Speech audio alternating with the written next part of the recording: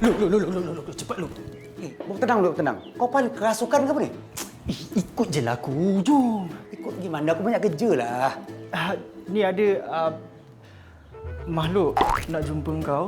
Makhluk? Dia cakap Datuk Farid suruh dia jumpa kau. Makhluk tu cakap? Ya, makhluk tu cakap.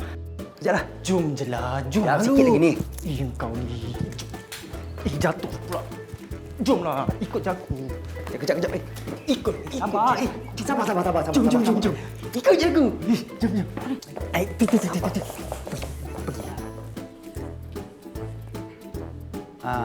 Cik, ada apa-apa yang saya boleh bantu?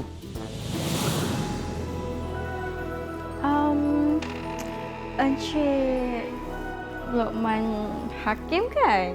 Ya, saya. Boleh saya tahu cik ni siapa?